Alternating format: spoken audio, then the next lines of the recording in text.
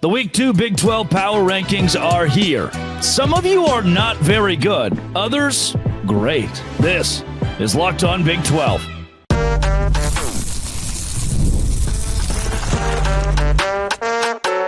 You are Locked On Big 12, your daily podcast on the Big 12 Conference. Part of the Locked On Podcast Network, your team every day.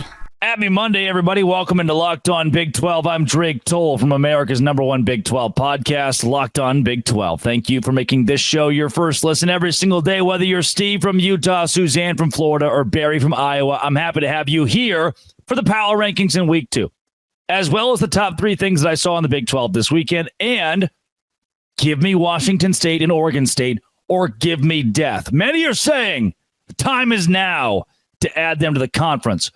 If you hit subscribe, I get to keep my job. We start with the Power Rankings. Unsurprising, #1 in the league, despite a weird, kind of ugly win against a not good Baylor team. The Utah Utes, 23-12 is not good. What we learned is if Cam Rising is out, Utah is going to look ugly. Can they still win? Yeah, but in ugly fashion. They need Cam Rising to be an elite team.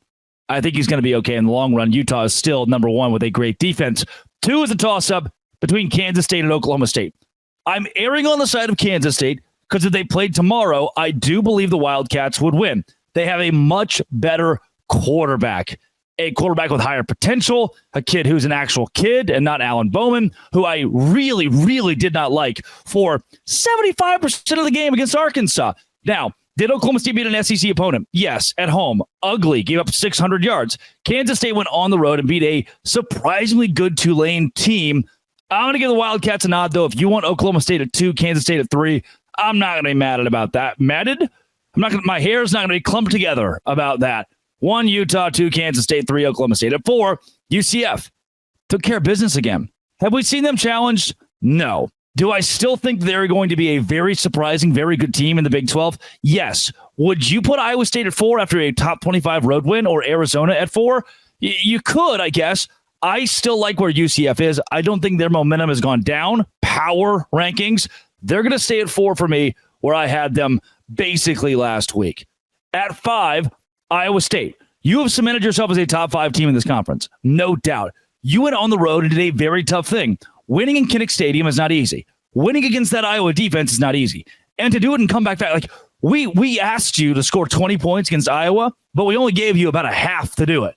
Hey, can you go score against a very good defense but do it rapid fire style? That's not easy. Iowa State did it. They're at 5 in my power rankings this week. You could argue them above UCF. I've got them right behind the Knights. At 6, Arizona. You dropped. I cannot justify what happened against Northern Arizona this week. Watching this game was not the same offense as last week. Was the defense improved? Yes. But where was Noah Fafita's all-star breakout? Not even breakout, just him being himself. Wasn't there. Where was the unreal, oh my gosh, the receiving core is great. No, leading receiver at 38 yards, and it was the running back. Not good from Arizona. They're still top 6, but they're at number 6 this week in the power rankings after a sloppy win. At 7, TCU. I think I like TCU a lot. Can I be honest with you? I'm going to rattle off a few here. 6, Arizona. I'm going to go there. I think there's a gap between Arizona and Iowa State right now. I like Iowa State more than I do the Wildcats. Arizona, TCU, Arizona State, West Virginia, and I would even include BYU and Kansas. That is my 6 through 11. Those 6 teams seem really toss-up. If Arizona, BYU play tomorrow, Arizona, Kansas play tomorrow, I don't know. I'm not really, I don't know. Based on what we've seen, I don't know. Because the Arizona defense looked good last week, but bad the week before. The BYU defense has looked good both weeks, but the offense was shaky one week. West Virginia got pound-towned by Penn State, but then dominated a game they were supposed to. Arizona State might have the most electric running back in the league all of a sudden in Scatterbo. TCU, Josh Hoover could be a 300-yard machine tomorrow. You just don't quite know. So at 6, Arizona, 7, TCU, 8, Arizona State, 9, West Virginia, 10, BYU, 11, Kansas. The team I want to highlight here, BYU, I moved them up a bit after the win against SMU on the road. Great win, yes. Can I justify you being over West Virginia? Not yet. I still think they are the better program. Can I justify you being over Arizona State? They blew out Wyoming and beat an SEC opponent. What about TCU? Long-term Big 12 team. Josh Hoover's a good quarterback. I think they're more dangerous than many give them credit for. I don't mind having them, similar to UCF, higher on my rankings. 4, West Virginia at 9, BYU at 10. That Kansas at 11 is kind of a bowl cutoff. I think the teams 11 and above feel pretty good about a bowl game. Kansas being the bookend of that. Kansas, you dropped to 11 because what? Like I put you behind power ranking wise, momentum wise. I think BYU has more momentum than Kansas. They're in a better spot than Kansas right now. The offense was abysmal. That's supposed to be good. That's the thing that Lance Leipold, his teams, Andy Kotelnicki have been good at was the offense. And it was terrible last week.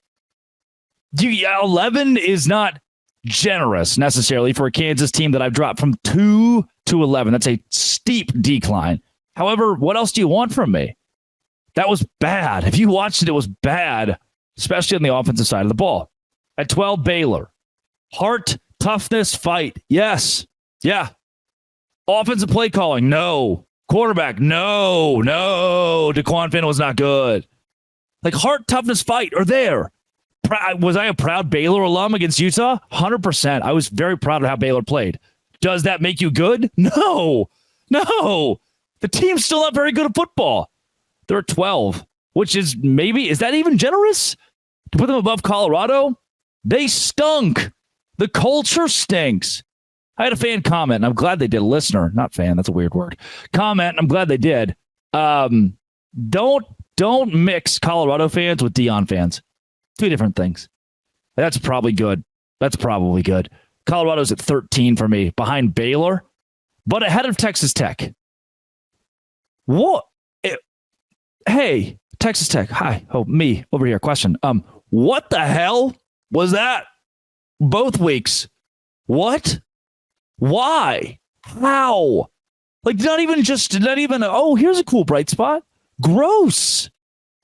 Gosh, I thought you'd be good. 15, Houston. I put them they moved up a spot because they lost by 4. And they weren't embarrassed against Oklahoma on the road. 16, Cincinnati. They were embarrassed. Just go win the game. When I turn off a game, just go win it. Arizona State, I turned that game on the whole time because it was the last one, and they almost lost at the very end, or at least, had the game sent to overtime. For you, Cincinnati, just do it. Oh, the officials hoed us. Maybe a bit. Go win, please. If you just could, when you're up by that much. Those are the power rankings. I should start with the end because they frustrate me so much. 1 Utah, 2 Kansas State, 3 Oklahoma State, and 4 UCF. 5 Iowa State, 6 Arizona, 7 TCU, 8 Arizona State. 9 West Virginia, 10 BYU, 11 Kansas, 12 Baylor, 13 Colorado, 14 Texas Tech, 15 Houston, and 16 Cincinnati on Locked On Big 12, part of the Locked On Podcast Network, your team every day. Today's show is brought to all you kind folks by my friends at Ultimate GM. Right now, if you download Ultimate College Football HC, you can take your game to the next level and become the head coach of the Utah Utes or the Baylor Bears or the UCF Knights. From recruiting players and hiring coaching staff to overseeing training camps and handling scholarships, you control every crucial aspect of your program. It's all in your hands. What I really love about the game, you're responsible for calling offensive plays during the game. Your strategy will not only determine the success of your football season, but will shape future legacy of your program. Ultimate College Football HC is completely free. No ads, 100% playable offline. You use code LOCKEDONCFB, all caps, inside the game store. You receive a free boost to your program. Make sure to take advantage of this perk as it'll get your team off to a strong start. Download the game by visiting ultimate-cfb.com or look it up in the app stores. Ultimate College Football HC. Begin your coaching legacy and do it today.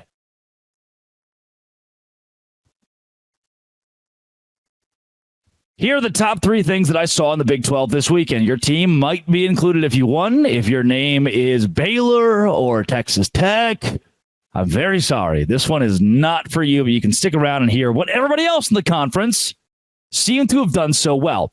Honorable mention, Oklahoma State comeback. That's it. Did I love the Oklahoma State offense? No. Did I love Alan Bowman? Absolutely not. So frustrating to watch him play football this weekend. Did I love the defense? I couldn't have hated it more.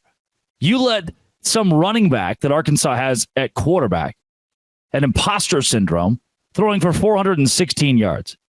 You let that running back rush for 150 and 3 touchdowns. And some wide receiver catch 164 yards on 10 receptions. That's bad, Oklahoma State. Well, you came back and you won. Honorable mention, because you won. You were gutsy against an SEC opponent, a talented Arkansas team that is probably underrated. You won. Number 3 on my favorite things that I saw this week. You got to get out of here. My new favorite Big 12 player's name is Cam Skattebo. This kid was electric last week. Now, I didn't know a ton about him last season. Apparently, I've talked to folks who mentioned, oh, wow, he was a great dual threat, could receive, he could run. He had a great game against USC. And the year before, he had 1,300 yards rushing and had 370-ish yards in the receiving game and 10 touchdowns. And cool, right? This year, last night, oh, my. We have played 2 football games, folks. 2 football games. 44 carries. 311 yards. This kid last night, 8 yards per rush, 262 yards, 33 rushing attempts. Said, oh, wait, we need to win here. This is my back. I'm going to take all of you that are on my team and place you upon it. 262 yards. He also didn't get in the end zone. There comes a point for me where, and this is not me being crazy, this is just me watching a lot of football, which is my job to do, where if you didn't score a touchdown, but you had 160 yards or 260 yards rushing, that's like doubly impressive. That's we get the ball to the 4-yard line. Coach didn't give it to me. We threw it for a touchdown. I got us to the 4-yard line. You can't argue with 260 yards rushing. The second greatest game from a running back in Arizona State history. That's absurd. And the rest of the conference sees that and goes, oops, Cameron Skattebo is good, and he's going to be a legitimate problem for all of us moving forward. Will he be able to single-handedly beat, because Levitt didn't have a good game, will he be able to single-handedly beat Texas State? I don't know. I still don't know how that game's going to go, because Texas State is very good and flashed out against UTSA. But the third best thing I saw this week, Cam Skattebo in a win against an SEC team was great. Hey, Iowa State, you're coming up. Number 2, Kansas State at Tulane. Watching this game was frustrating. I told you this on the show yesterday, and I want to emphasize this again. Stop asking Avery Johnson to win the Heisman. Stop, dude. These kids are on Twitter. These kids are reading the articles. These kids are in tune with the viral TikTok that breaks them down. They're searching their name constantly. What you as a Kansas State fan can do to further Avery Johnson is just not put that pressure on him. Is he a very good quarterback? Yes. Is he elite yet? No. Can he be? Have we seen flashes? For sure. He's not there yet. Can you just give him a gap, a breather, a breath? The kid's a true sophomore. He was 15 for 23, 181 yards and 2 touchdowns, and I didn't think he had an elite performance. Did he go win you the game? Yes.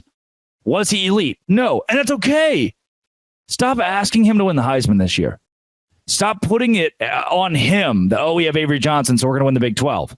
That's not how that's going to work for Kansas State, and that's okay. You are still the second best thing I saw this week because DJ Giddens, who didn't get in the end zone, 114 yards. 63 yards receiving was absurd. To Austin Romaine, VJ Payne, Jordan Riley, Austin Moore, defensively, that were good. Like, Austin Romaine is insane. One of the scariest defenders and the defense for Kansas State overall. 5 sacks, VJ Payne and Austin Romaine. It rhymes. And they are so good at the football thing and make this defense spectacular. Kansas State is a Big 12 title contender, no doubt. And then you went on the road and beat an SMU. Sorry, that was BYU.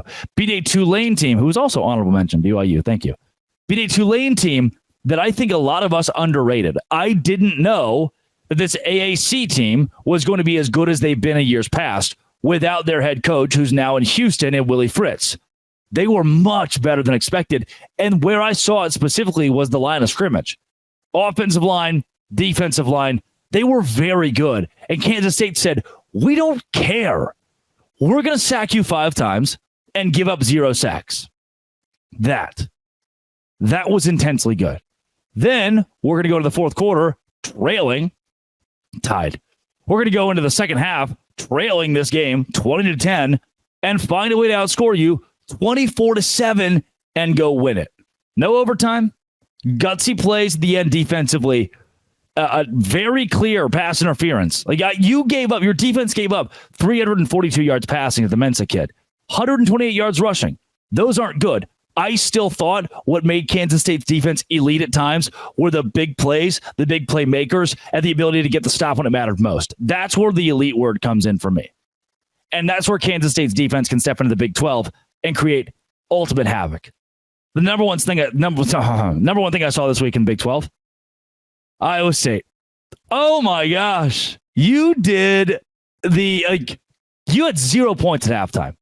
We asked you to go out there and score 20 in one half against an extremely good Iowa defense in Kinnick Stadium. Rocco Becht.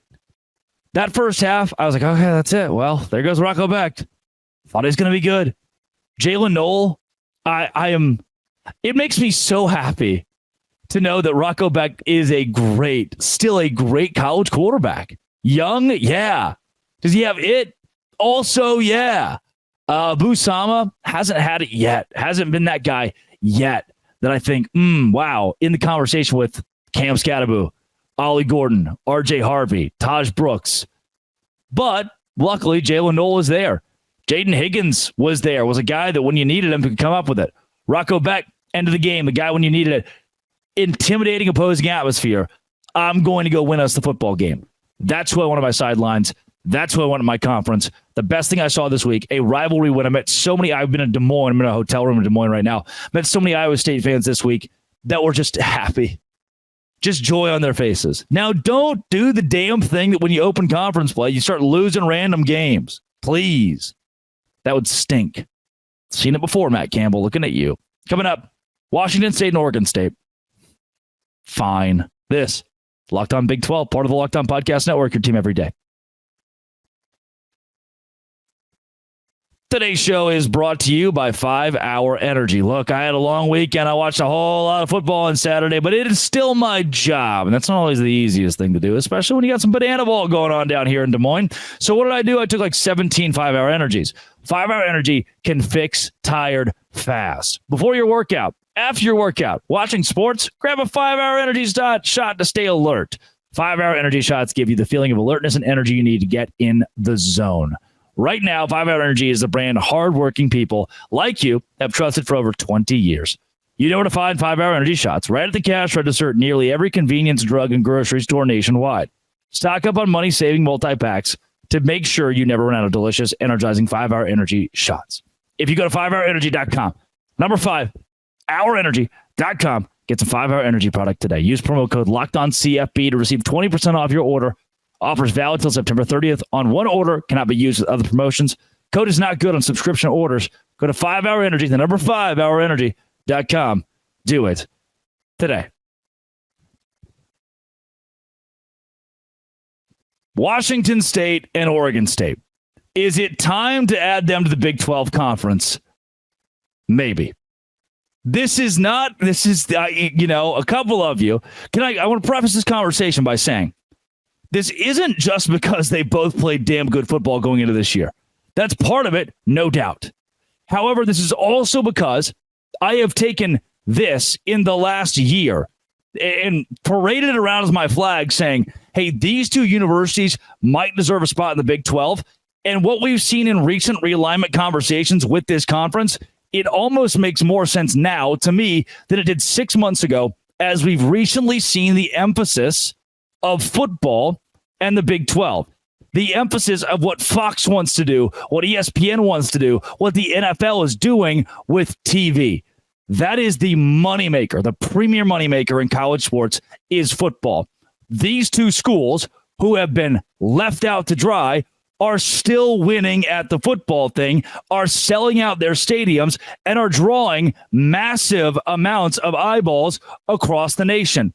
Washington State is one of the most viewed teams. They were only behind, of the Big 12's additions, only behind Colorado last year in viewership. You talk about like, oh, well, Washington has the Seattle base. No. Like Baylor's biggest viewing base, and this is a bad example sometimes because Baylor is much worse viewership-wise than Washington State, but Baylor's big viewing base is Dallas. That's where the alumni go. Washington State pulls Seattle as much as Washington does. Washington State pulls the entire state of Idaho and any like regular person in Washington. For Oregon State and Corvallis, that's not a massive market, but it's a fan base that I honestly I can't put on the same pedestal viewership-wise as Washington State, but I can tout as one that loves football. What the Big 12 did, can I say something very, like, a little controversial here? The Big 12 added Houston, who is not UConn. It's not like Houston football just sucks altogether. But the stadium's not great. The football culture there is not great. Like they just fired another coach, or fired their coach at least. And yeah, they had success at the mid-major level, but will they have long-term success? Tough to say. What can you point to for Houston and say, oh yeah, they will because of this? You say, well, they're in Houston. They have the Houston market. Okay. Boston College is in Boston. It doesn't make them overly valuable in football. You have to win. You have to invest. You have to have the right, like for you to say that Houston was an elite or great addition to the Big 12. They just fired the AD. They fired the football coach. The finances aren't great. Basketball's carrying over there. Then you go to Cincinnati. Okay, not only do they lose, like the Pittsburgh thing doesn't really matter. You say, okay, long term, can they win? Have they proven enough that they can win? Maybe. Yeah, well, Cincinnati's big, sure. It's also home of the Bengals. Like, there are other competing markets there. It's not like, oh, well, that's a city full of Cincy alumni. And, man, when Cincinnati's on, everybody's turned their eyes to Houston football is the 9th biggest show in town there. Cincinnati football is not the biggest show in town. You go, okay, what about UCF? Yeah, Orlando makes sense. BYU, yeah, BYU makes sense.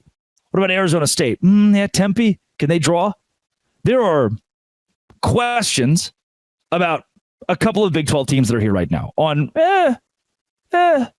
for Washington State, especially now that they're winning. And we know that consistent winning will put you on a pedestal in realignment. Oh, you can't win your way to realignment. Just because you're good doesn't mean you get to move up. Wrong.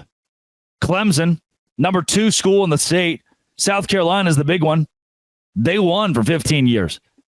Oh, well, they're the outlier. Okay, and they just proved it's possible that if you win, you can get into a conference. Eyeballs, exposure, those things, winning, those things matter. Washington State has that. Somebody sent me an article. They're like, oh, well, they're number 61 or 62 most valuable programs in the country per medium. Am I missing something? I'm looking like, what Medium just told, Brett Yormark's not going, okay, medium.com, is Washington State going to make me money? That's not happening. Fox and ESPN executives aren't going, let's see, Sportico.com, will I make money off school?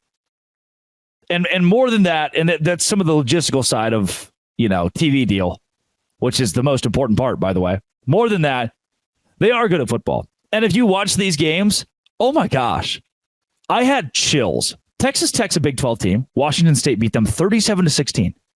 You just held a Kitley offense, a Baron Morton ran offense who threw the ball 58 times. 58 times. You just held that offense to 16 points. Your quarterback ran for 197 yards. Oh my gosh.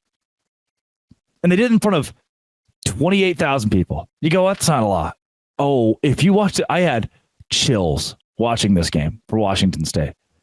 The fans that showed up, I watched a video of Oregon State beating San Diego State 21-0. The fans that showed up in Corvallis, that were rocking in that place, that showed that, hey, there's a football culture here. Awesome. And they're not in the same way that Tedesco Stadium, or however you say it in Houston, is not a world-class facilities, these stadiums aren't. We have expanded west already, though. You have a clear cut. Hey, here are the teams that are around you in expansion, and here, BYU and Arizona aren't that far off, and you've been at a conference with Arizona State and Colorado and those guys. Now that it's the winning football thing, Oregon State beat Utah last year. Now that you're winning football games, now that you have the eyeballs, now that you have hey, we've been in a power conference, there's an allure there, and maybe more than anything, to me, this sucks. And this isn't, more than anything, here's why the Big 12 must add them. No. To me, though, what makes it feel personal, I saw it with Oklahoma State. Are they going to go to the Pac-12? Are they going to go to the SEC? Where's Texas Tech going to go? The Big 12's falling apart. Those two schools got left out. Cal, Stanford, got to go to the ACC. SMU is in the ACC. And you left out Oregon State and Washington State. Imagine being a fan of Cincinnati. Imagine being a fan of Baylor. Imagine being a fan of UCF, of a Texas Tech, Arizona, and you got left behind in expansion. That sucks. And it's the reality for those two fan bases. And I just hate it for them more than anything else, and hope that for their sake, the Big 12 says, you know what? And not even maybe the Big 12, but a TV network says, you know what? We'll pay. We'll sign off on this, please. These fan bases, these passionate people deserve it. And these two schools who saw a mass exodus, Washington State's athletic director left to work at Washington. Oregon State's head coach left to be the head coach of Michigan State. And yet, they're still winning, beating the brakes off of San Diego State, who's good, who's been an expansion conversation piece, beating the brakes off of Texas Tech, who's in our conference. I think there's staying power there. I think there's something there, and I wouldn't be shocked now that we learned that basketball and UConn's off the table for a bit. Wouldn't be shocked if we go football oriented with these two schools. Said it a year ago, wouldn't be shocked. Still wouldn't be shocked. They need something. And if it makes sense from a TV standpoint, Fox and ESPN will do anything. On Locked On Big 12. Yeah, that's it. Oh, I love you guys. Tell my friends today about how much I love you. This has been It Always Will Be. Come back tomorrow for more college football. Locked On. Thanks for making it your first listen every single day. Dose grande.